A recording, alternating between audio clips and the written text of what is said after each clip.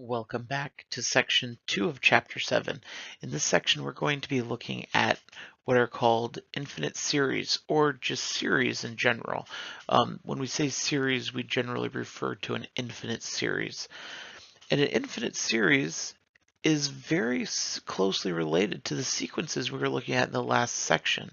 And we'll see the difference right now. And the difference really isn't all that much. In a sequence, we just have a string of numbers, 1, 4, 9, 16, 25. A series is the sum of those numbers. We quite literally just replace the commas with addition signs, 1 plus 4 plus 9 plus 16 plus 25. And that gets us a series. When we're talking about series, we generally talk about partial sums because it's really difficult to, well, not really difficult, but to think about adding up an infinite number of things. We're not quite there yet. In a minute or so we will be, but not quite right now. So what is a partial sum? A partial sum is the sum of the first however many terms of a series. It's generally designated with a capital S and a subscript of however many terms we want.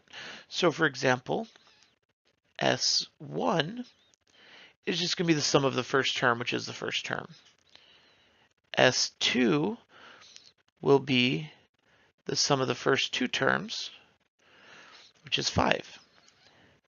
S3 will be the sum of the first three terms, which is 14, etc. And we can keep doing that. We could get S4, S5, S6, S7, however many terms we want to add together, we can add those together. And with this, we also get summation notation because we don't necessarily want to add up everything. Summation notation uses that capital sigma, uses this guy, and then we'll have an index variable, a lot of times k, sometimes I, and that'll be on the, that's a k. We'll start with k equals 1, and we'll go to n. So this will be the sum of the first n terms. So from k to 1 of n of the equation. What equation would give us this sequence? That's just k squared. We use k because that's a variable, and so this means we're going to plug in 1 squared plus 2 squared plus 3 squared plus 4 squared to get the series that we're looking at there. And so for the first one, S1 would just be the sum from k equals 1 to 1 of k squared, which we wouldn't really go the sum from 1 to 1. That's just one number. But S2, we'd have the sum from k equals 1 to 2 of k squared. That gets us the 1 plus 4. S3, we have the sum from k equals 1 to 3 of k squared, got us the 1 plus 4 plus 9. And then again, in general, we'd have the n. For the infinite series, we have just s will be the sum from k equals 1 to infinity of k squared. And so that's what this one would look like. The equation here will change depending on what we're looking at, but that's the basic form. So if we want to find the sum of a series, this would be the sum of the infinite series. We're going to add all these infinite numbers together to see what we're going to get. We're first going to look at the sequence of partial sums. So our sequence, we're looking at these guys.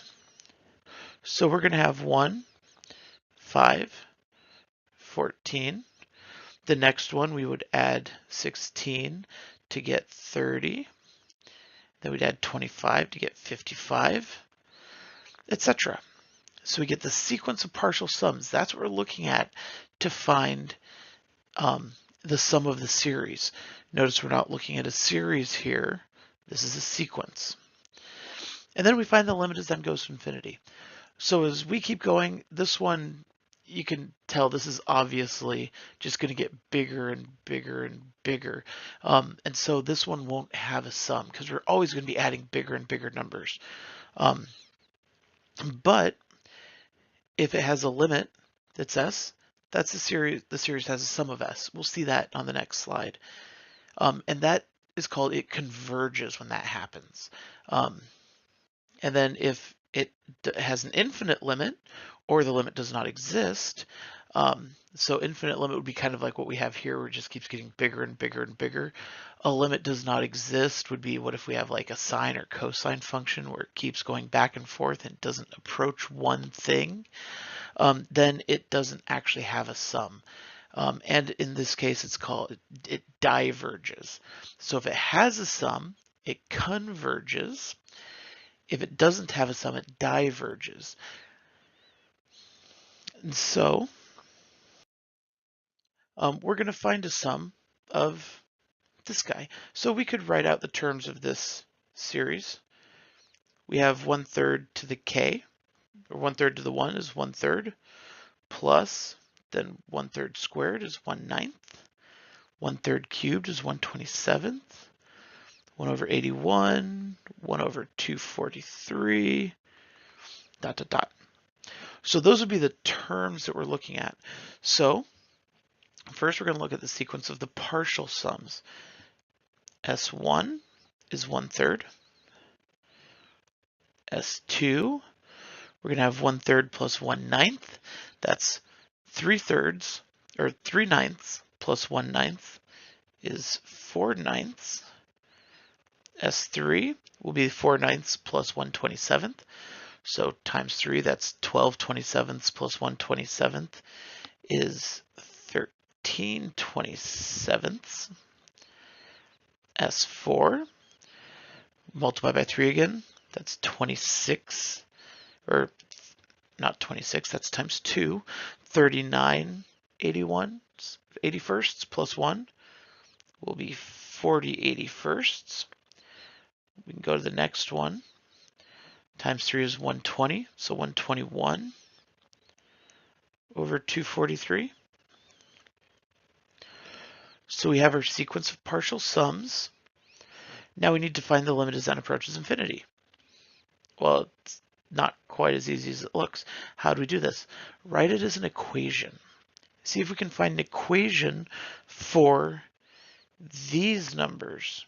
It's not going to be the same as equation as this guy, because that gave us these. We want to find an equation for these guys. And so that's going back to what we were looking at with the series yesterday, or last time. We can look at the denominator and the numerator separately. So the denominator is going to be 3 to the n for the nth term. And then the numerator, that's this part, this step is probably the trickiest part of the whole topic, by the way, is trying to come up with an equation here. What can we do? I'm looking, so 1, 4, 13, 40, 121, trying to find a pattern there. That's tough. What I did when I saw this one is I thought, all right, so how many more do we need to get to a whole? We had to have 2/3, had to have 5/9, had to have 14/27, 41, and 122 to add up. And then I saw that, wait a second, these numbers were all exactly 1 bigger than those ones. That means these are getting closer to 1/2, which we look, so 4/9, that 4.5 over 9 would be half. 13/27, 13.5 over 27 would be half. 40.5 over 81 is half. 121.5 over 243 is half. This is getting closer and closer to 1/2, which graphing the points is another way of helping to write an equation. See, what is it getting closer to? It looks like it's getting closer to 1/2. Being that it's half, if we know what the denominator is, then we could figure out what 1 less than half is. We just need to subtract 1 from the denominator and divide by 2.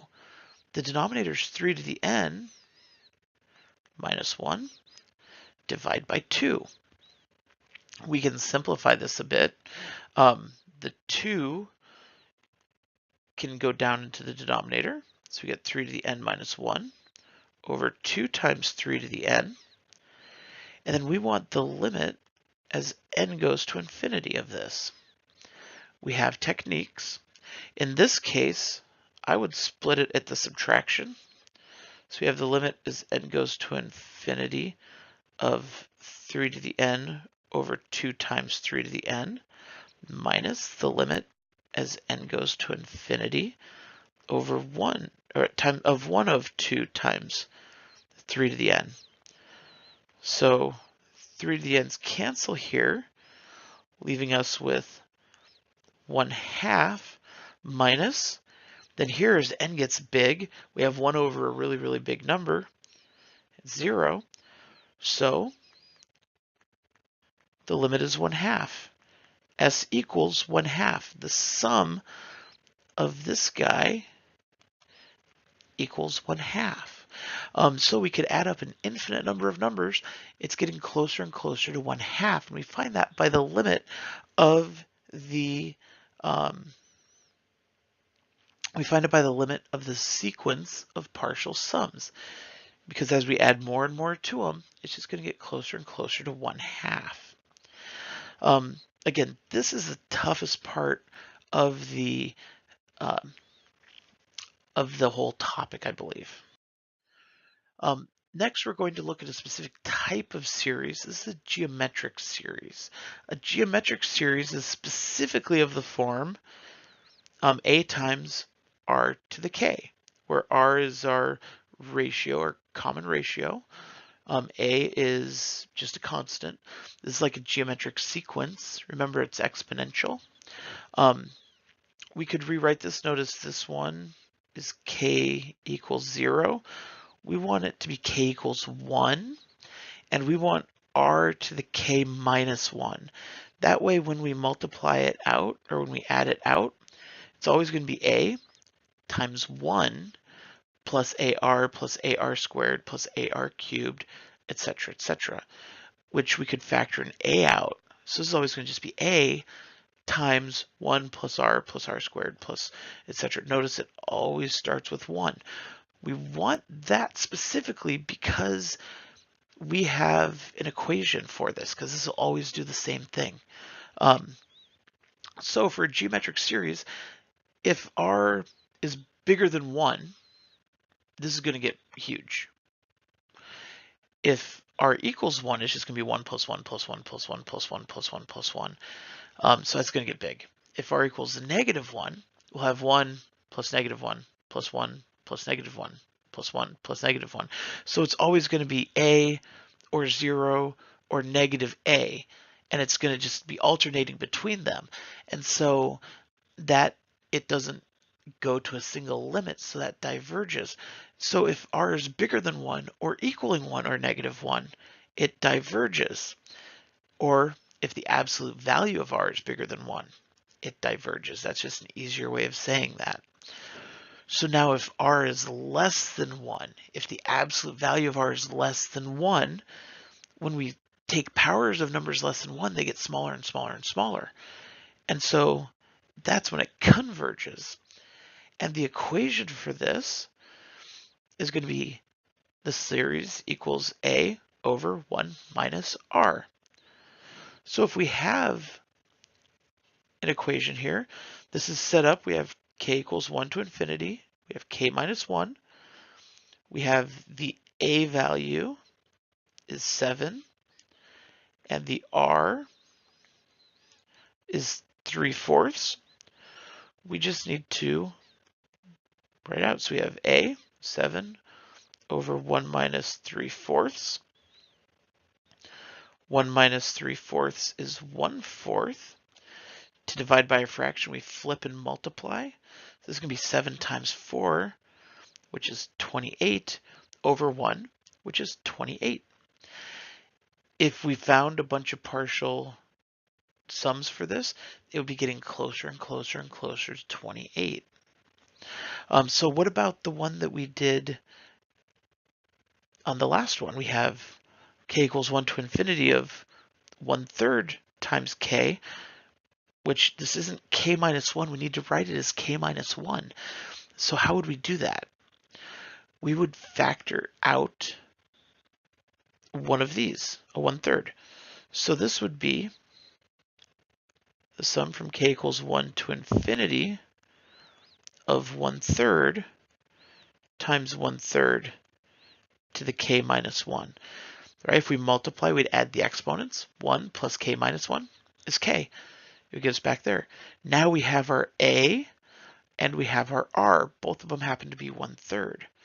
But the sum, we're going to have 1/3 over 1 minus 1/3, which is 1/3 over 2/3, which we flip and multiply, gives us 1/3 times 3 over 2, which is 1/2, which is exactly what we saw it was going to be on the last slide, doing it the other way by finding a limit. Now again, this is specifically for geometric series. It does not work for every series.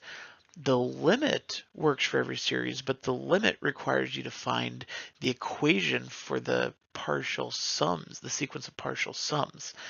This one goes straight from the series formula. We didn't have to find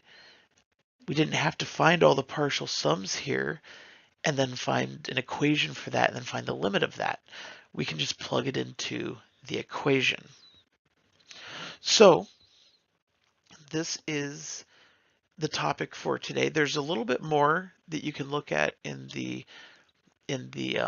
material, but this is the bulk of what you're doing. The extra little bits, just like, oh, you could do this, you could do that. There might be a vocab word here or there, things like that. But this is the meat of it. So keep working problems, keep asking questions, and until next time, happy mathing.